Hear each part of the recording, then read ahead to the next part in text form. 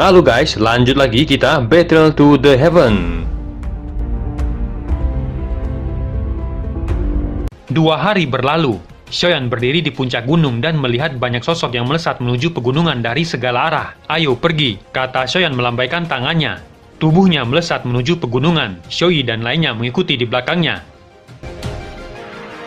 Kelompok Xiaoyan akhirnya tiba di tujuan. Mereka melihat banyak sosok manusia dengan padat berdiri di sekitar tempat peninggalan kuno yang ditutupi penghalang segel. Xiaoyan menyapu matanya ke orang-orang di sekitarnya dan menemukan setidaknya ada 5 douzun bintang 5 yang juga datang. Menghancurkan teriak satu suara yang tiba-tiba terdengar ketika satu kekuatan menghantam ke arah penghalang spasial menyebabkan ruang menjadi semakin tipis sebelum akhirnya melenyapkan penghalang spasial dan peninggalan kuno akhirnya terbuka. Mata banyak tatapan segera menjadi cerah ketika melihat penghalang spasial yang telah dihancurkan. Mereka dengan cepat bergegas menuju tempat peninggalan kuno. "Cepat mundur," kata Xiaoyan dengan ekspresi sedikit berubah sementara yang lain bergegas masuk. Dia menarik Ziyan dan dengan cepat mundur. Xiaoyi dan lainnya juga bereaksi dengan cepat. Ketika kelompok Xiaoyan mundur, ledakan yang keras tiba-tiba muncul dari tempat penghalang spasial yang hancur. Mereka yang pertama kali bergegas masuk segera tersapu ke segala arah oleh kekuatan spasial yang liar dan kejam. Dalam sekejap riak spasial yang liar dan kejam memusnahkan mereka. Kekuatan segel spasial yang menakutkan, bahkan setelah ditinggalkan selama bertahun-tahun. Sungguh layak menjadi peninggalan Douseng, gumam Xiaoyi dan lainnya dengan ekspresi terkejut ketika mereka melihat kekuatan spasial penghancur yang menakutkan. "Ayo pergi, orang-orang itu terlalu ceroboh," kata Xiaoyan. Dia melambaikan tangannya dan tubuhnya berubah menjadi cahaya yang melesat ke tempat peninggalan kuno. Di saat yang sama banyak ahli yang juga melesat ke arah yang sama. Kelompok Xiaoyan akhirnya tiba di bangunan yang sangat besar yang tampak seperti gunung kecil. Warnanya yang merah cerah tampak seperti api yang membubung melonjak darinya di tengah lautan tulang-tulang putih yang berserakan. Para ahli lain di sekitarnya juga nampak linglung karena luasnya bangunan besar berwarna merah cerah ini. Mereka saling memandang dan merasa terguncang. Kemegahan semacam itu memang layak menjadi tempat yang ditinggalkan seorang Douseng. Xiaoyan memimpin semua orang dan perlahan mendarat tak jauh dari rumah Douseng. Pada saat ini, banyak ahli juga terus berdatangan. Namun, tidak ada yang berani memimpin melangkah masuk. Xiaoyan menyilangkan tangannya di dada dan menunggu dengan tenang, namun dia tiba-tiba merasakan sesuatu. Xiaoyan segera mengalihkan pandangannya dan melihat Feng Qin'er tengah menatapnya dengan dingin. Cukup banyak orang dari paviliun petir angin ada di samping Feng Qin'er yang juga menatap kelompok Xiaoyan dengan dingin. Mata Xiaoyan menyapu kelompok Feng Qin'er. Di samping Feng Qin'er ada seorang pria muda berambut putih berusia 30 tahun dari suku Iblis Phoenix. "Qin'er, apa itu orangnya yang kamu katakan memiliki darah Phoenix kuno?" kata Feng Lun yang juga melirik Xiaoyan. "Iya. Namun tidak disangka dia sudah menjadi douzun," kata Feng Qin'er mengatupkan giginya dan berbicara dengan enggan. "Kamu juga akan menerima warisan dari suku Iblis Phoenix. Pada saat itu, kamu mungkin akan menerobos ke kelas douzun," kata Feng Lun tersenyum tipis. "Serahkan saja Xiaoyan itu padaku. Tidak peduli apakah dia menyembunyikan darah Phoenix kuno itu atau tidak, aku akan memeriksanya. Bahkan jika dia sudah menelan darah kuno itu, kita juga memiliki cara untuk memperbaiki darahnya," kata Feng Lun. Feng Qin'er mengangguk sedikit. Meskipun Xiaoyan telah maju ke kelas douzun, dia memiliki kepercayaan diri yang cukup besar terhadap Feng Lun di sampingnya. Feng Lun telah menerima warisan lebih awal dan sudah mahir dalam menggunakan kekuatan yang diwarisi dan berada di peringkat 10 besar suku Iblis Phoenix. Seharusnya tidak terlalu sulit baginya untuk berurusan dengan Xiaoyan. Ada jalan menuju surga namun kau tolak. Sebaliknya, kau memilih untuk masuk ke neraka. Karena kamu ada di sini jangan menyalahkan kalau kamu akan kehilangan, pikir Feng Qin'er tersenyum dingin saat dia menatap Xiaoyan. Xiaoyan hanya melirik Feng Qin'er sebelum menarik matanya dari tatapan Feng Qin'er yang dingin. Dia juga bisa merasakan niat membunuh dari Feng Lun yang meluncur ke arahnya. Xiaoyan sedikit terkejut saat melihat Feng Lun yang sudah mencapai kekuatan douzun pada usia seperti itu. Xiaoyan mengalihkan pandangannya dari Feng Qin'er dan menyapu matanya ke sekelilingnya dan menemukan cukup banyak musuh-musuh lama, seperti lembah sungai es, sekte Xuan yang mendalam, yang melihatnya dengan permusuhan terhadapnya dan tanpa sadar menggelengkan kepalanya. Tidak disangka bocah ini juga di sini. Jika tidak ada Klegu saat itu, aku sudah lama menangkapnya. Saat memasuki peninggalan kuno dan ada kesempatan, aku akan membunuhmu, pikir Bing Zunze yang menatap Xiaoyan dengan dingin. Tak disangka aku bisa bertemu dengan bocah ini di tempat ini. Tanpa perlindungan menara pil, aku ingin lihat bagaimana kamu bisa bertingkah, gumam Centin, ketua sekte Xuan yang mendalam dengan kejam. Xiaoyan, kamu juga di sini? Satu suara halus tiba-tiba mengejutkan Xiaoyan dari jarak dekat. Dia mengangkat kepalanya dan melihat Hoer yang menatapnya dengan cantik di samping Tang Chen. Teman muda Xiaoyan, sudah lama kita tidak bertemu. Kamu masih seperti biasanya, kata Tang Chen di depan banyak tatapan sekitarnya. Dia memimpin kelompoknya menuju Xiaoyan dan menangkupkan kedua tangannya seraya tersenyum. Ketua Tang terlalu sopan. Anda telah menjadi lebih kuat beberapa tahun ini, kata Xiaoyan buru-buru menjawab sambil tersenyum. Sebagai salah satu faksi besar di dataran tengah, tindakan Tang Chen menarik perhatian cukup banyak orang. Feng Qin'er, Bing Zunze dan lainnya tanpa sadar mengerutkan kening mereka saat melihat itu. KM telah maju ke kelas Douzun. Kecepatan seperti ini membuatku merasa malu, kata Tang Chen seraya menyapu tubuh Xiaoyan. Xiaoyan hanya tersenyum saat mendengar itu. Apa ketua Tang juga datang karena peninggalan kuno ini? Tanya Xiaoyan. Peninggalan kuno yang ditinggalkan oleh seorang doseng sangat langka. Karena telah muncul, aku perlu datang dan melihatnya, kata Tang Chen tersenyum seraya menyapu matanya ke sekelilingnya. Dia menemukan cukup banyak faksi besar yang hadir memiliki permusuhan terhadap Xiaoyan. Teman muda Xiaoyan, situasimu saat ini sepertinya tidak begitu baik, kata Tang Chen. Keberuntunganku memang buruk, kata Xiaoyan melambaikan tangannya dan berbicara dengan santai. Jika kamu membutuhkan bantuanku, kamu bisa bertanya padaku. Saat itu, kamu telah membantuku memurnikan pil obat. Aku masih berhutang budi padamu, kata Tang Chen. Aku pasti akan datang dan mencari bantuanmu saat tiba waktunya, kata Xiaoyan tersenyum. Xiaoyan mengangkat kepalanya dan menyapu matanya ke sekelilingnya. Saat ini, bangunan besar telah ditempati oleh lautan manusia. Meskipun begitu, tidak ada yang berani memulai melangkah lebih dekat ke bangunan besar itu. Beberapa waktu kemudian, tanah tiba-tiba bergetar dan semua orang segera melihat pintu merah besar yang tiba-tiba perlahan terbuka, menyebabkan semua tatapan langsung menjadi panas.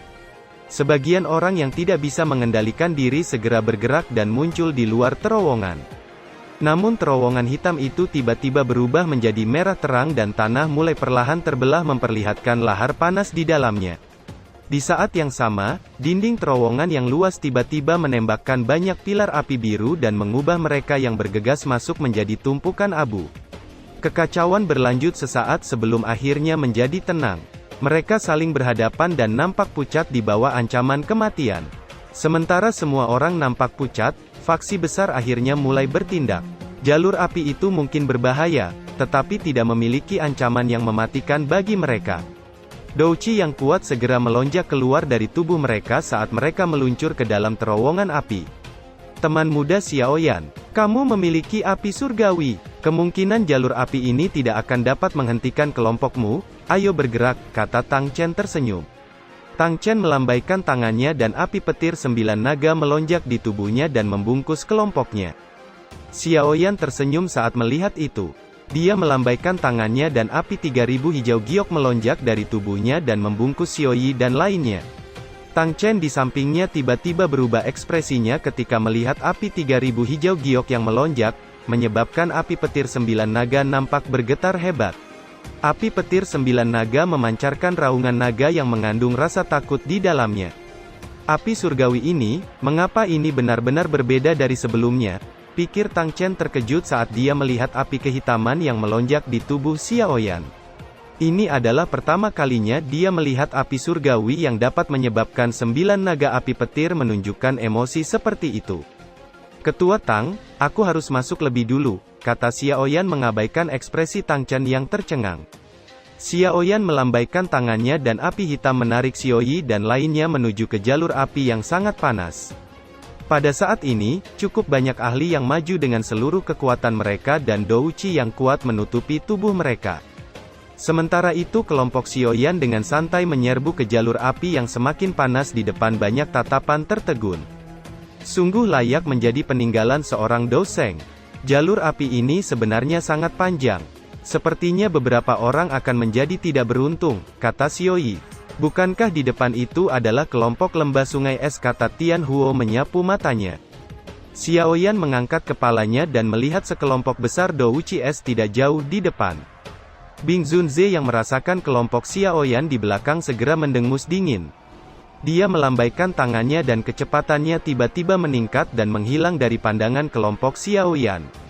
Orang kuat itu, apa mereka berlari begitu cepat karena takut kita akan menyerang mereka, kata Xiong Zan dengan jijik saat melihat itu.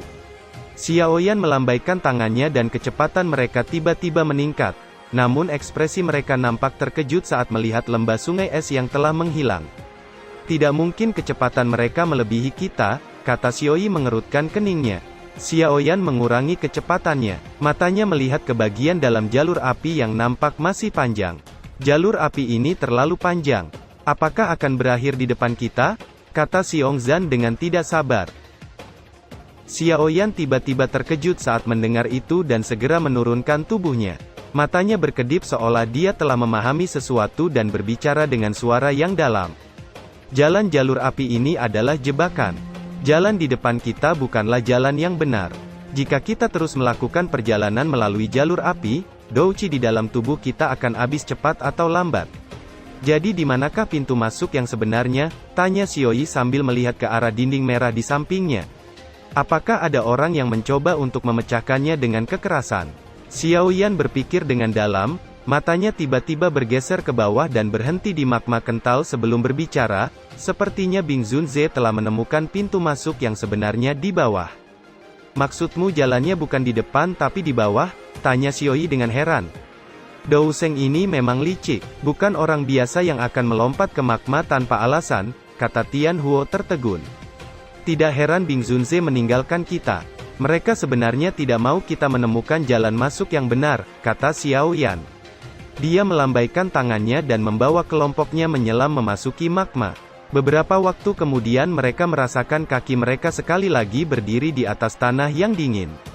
Ekspresi terkejut segera menutupi wajah mereka saat mereka melihat ke atas dan menemukan beberapa sosok manusia yang bergegas melewati jalur api sebelumnya. Jika mereka benar-benar mengikuti jalur api yang begitu panjang, kemungkinan mereka akan tersesat. Jalur api itu sebenarnya membodohi semua orang, kata Xiaoyan menghela napas lega. Xiaoyi dan lainnya juga tanpa sadar tersenyum saat mendengar itu. Tampaknya hanya mereka yang beruntung yang bisa masuk, kata Xiaoyi tersenyum. Masalah menemukan buah jiwa akan diserahkan kepada Ziyan, kata Xiaoyan melihat ke arah Ziyan. Itu masalah kecil, serahkan padaku, kata Ziyan mengangguk. Xiaoyan tersenyum saat melihat itu. Tubuhnya berubah menjadi bayangan yang melesat. Xiaoyi dan lainnya dengan cepat mengikuti di belakang. Dengan kecepatan kelompok Xiaoyan, mereka akhirnya muncul di ruangan dan menemukan cukup banyak orang yang telah tiba, di antaranya suku iblis Phoenix dan lembah sungai es. Kemunculan kelompok Xiaoyan juga menarik perhatian semua orang. Bing Zunze sedikit mengerutkan keningnya. Dia tidak menyangka Xiaoyan akan menemukan misteri jalur api dengan begitu cepat. Xiaoyan mengabaikan semua tatapan. Matanya tertuju pada pintu batu yang sangat berat dengan 10 boneka bumi yang menjaganya. Sepertinya harta kuno itu ada di balik pintu batu itu, kata Xiaoyi. Benar, ada riak spasial di atasnya. Sepertinya kita tidak bisa membukanya dengan paksa.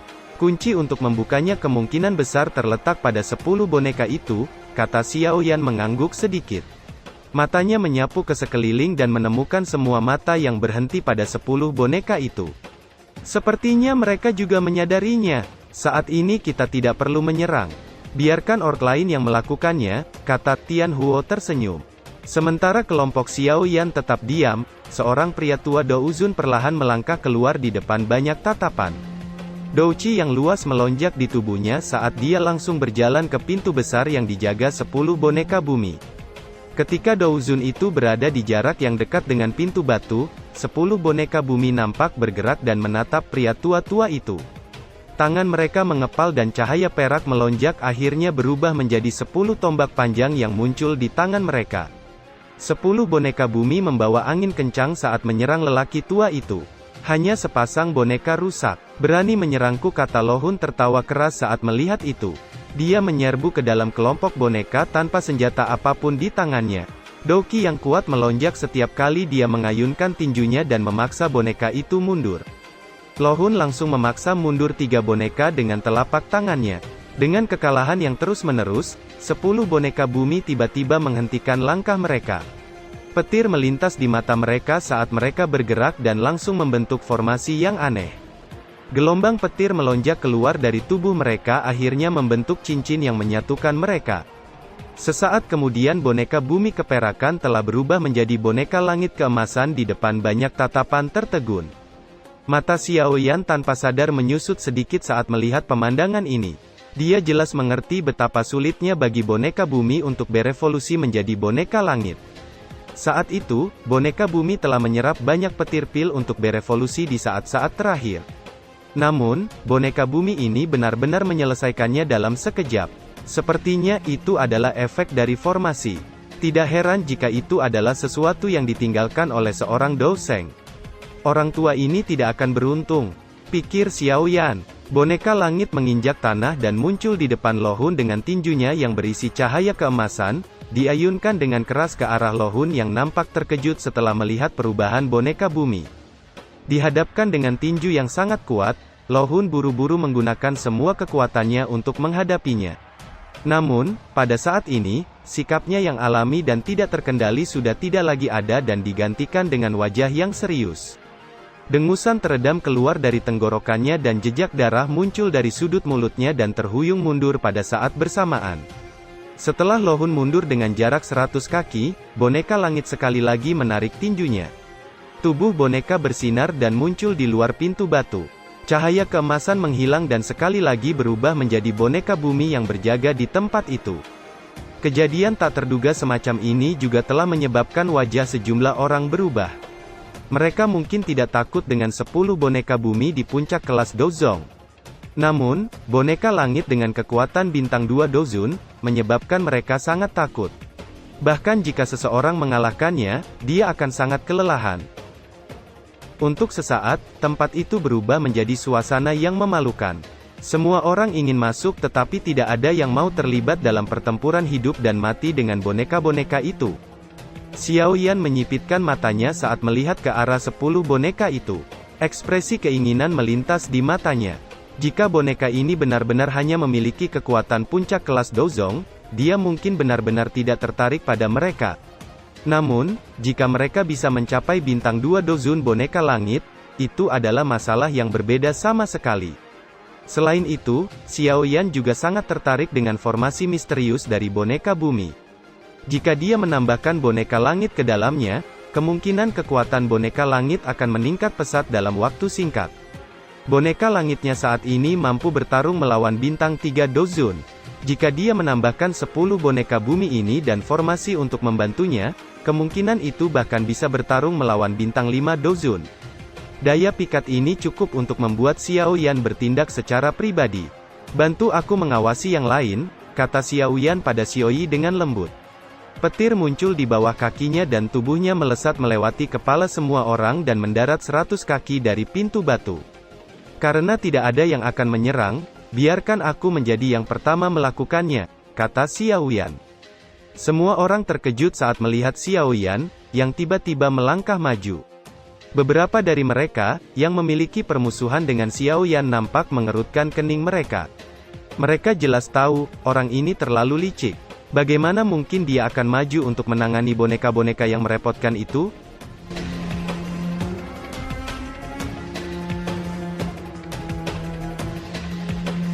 Cerita pun selesai, nantikan spoiler selanjutnya guys. Buat yang belum subrek, dibantu subrek yo guys, biar jalan terus spoilernya.